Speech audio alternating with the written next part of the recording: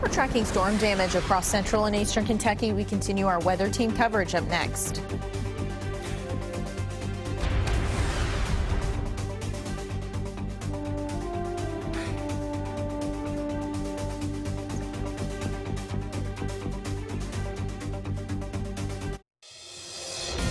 Tracking, alerting, protecting.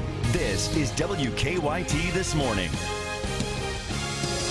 And we say good morning to you at 4:30. It's your Friday. We're glad you're along with us. And yes, that was some storm damage, and we've had some of that again and could have some more of it. I'm Bill Bryant. And I'm Rebecca Smith. Let's get the first check of the forecast this Friday morning with Micah. Yeah, we have a few showers out and about, maybe a rumble of thunder within these, but for the most part, we're all staying dry. You got to go up toward the north, bits and pieces here and there. That's pretty heavy downpour just north of Cynthiana into the Berry community, heading towards, say, Brooksville, and then make your way toward Maysville. Heads up, here comes a little rain, and then some down toward Jackson and Breathitt County and over Jackson County too. Now, a lot of that's moving over toward the east, northeast. So I'm just telling you that, hey, we could have a few showers throughout the morning hours in the eastern zones, at least the next hour or so.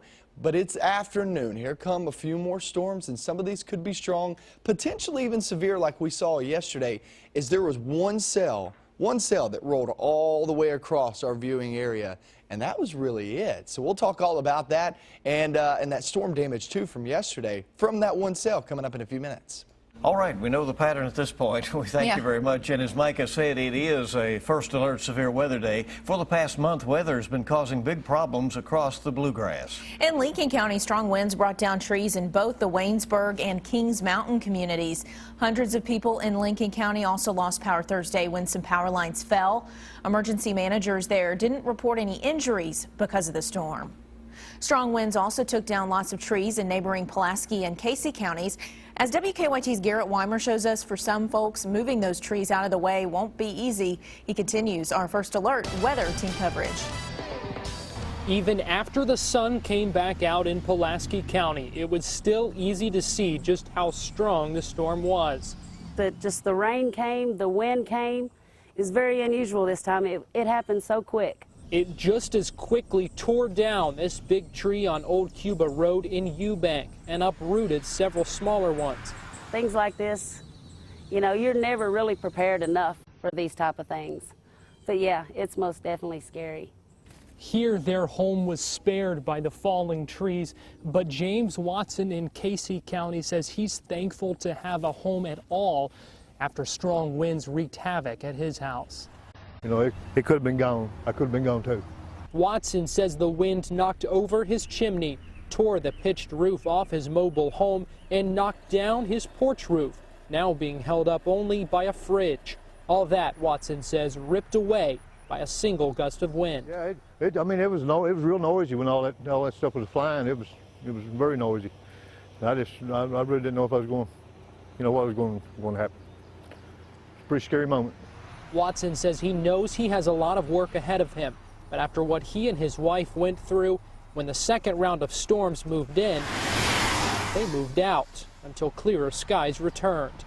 In Casey County, Garrett Weimer, WKYT. And hundreds lost power in Rockcastle County because of severe weather as well in that area after the storm swept through, uprooted trees and downed power lines scattered the city of Brodhead. The sun came out for a short time after the first storm yesterday, but around 6 o'clock last night, a second storm pushed through the county. Jordan Smith is a designated WKYT weather watcher. He was in Rockcastle County for both storms. The one that came through that produced all the damage didn't really have any thunder and lightning. This one was like frequent lightning, cloud to ground, and heavy rain. There was some ponding like around my circle and the ditches overflowing, so that one was more like, I guess, flash flood. Storms left their mark across parts of eastern Kentucky as well. Strong winds lifted the roof from the old Connolly feed store, sent it crashing into a family's home. Connolly feed store shut down a couple of years ago because of a fire. Now the family has to deal with the damage to their home. Disbelief, you know. I just couldn't believe all that roof was on my house. Things happen, and really, you know, we'll build her back. The Connollys are not sure if they have insurance on the old feed store. They say the home is covered. They're planning to start rebuilding as soon as their insurance agent can assess all of the damage.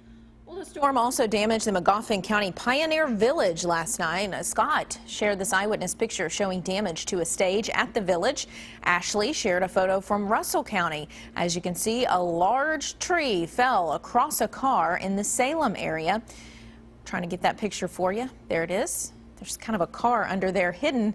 And if you would like to share your pictures with them, you can email to eyewitness@WKYT.com or use the hashtag KYWeather.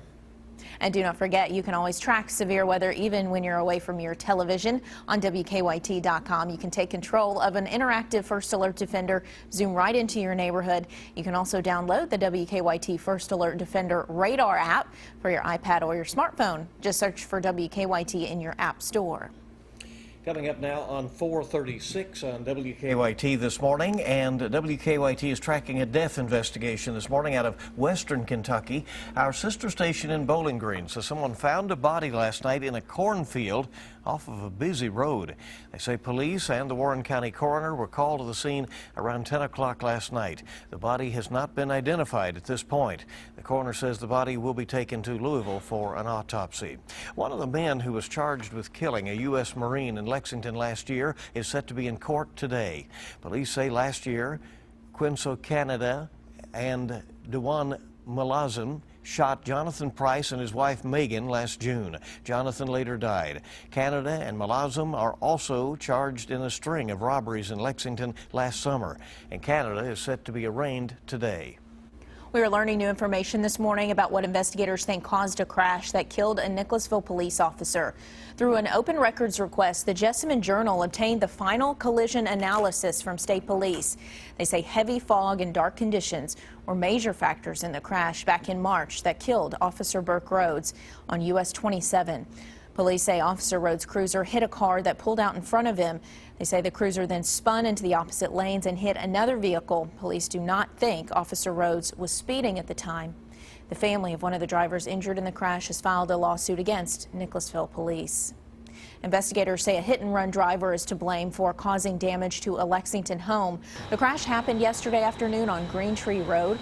Lexington police say a driver ran off the road and hit the side of a house. But they say the person backed up the car and drove off. Now the homeowners are facing some expensive repairs. It did do significant damage to it. It pushed it in about a foot and a half. So, there's some 2x4s in there that are broken, that run from the floor to the next level. No one inside the home was injured. Lexington firefighters say that they were able to shore up the home so the family could stay there. Police say they found the car abandoned nearby. At last check, they were still looking for the driver. Well, they were shut down years ago by some new laws passed by the Kentucky legislature, but law enforcement agencies are worrying that pill mills could be returning in the form of Suboxone clinics. A WKYT News investigation looked at the issue in Breathitt County. Police say patients line up outside one clinic on days the doctor prescribed Suboxone. They say they have been called to the parking lot nearby for fights and even a shooting. It just thorn in our side. It's become a haven for activity that's not conducive to a good society in our community. The doctor of that clinic says the issues in the parking lot have nothing to do with Suboxone or his clinic. Police say he is prescribing the Suboxone legally. You can watch our full investigation. It's on our website now at WKYT.com. Well, today, state officials in South Carolina will officially take down a Confederate flag that's been flying on the state capitol grounds for years. Yesterday, South Carolina Governor Nikki Haley signed a bill ordering the flag to be taken down. The State House and Senate passed the bill earlier this week. The move to take the flag down comes after a mass murder at a historic black church in Charleston last month. Some people from Kentucky even came down to voice their opinions on the issue. We'll be hearing from one of those coming up on WKYT News in a few minutes at around 5. The Aviation Museum of Kentucky is celebrating its 20th anniversary this weekend. To celebrate, several World War II airplanes have flown into Lexington and will be offering rides.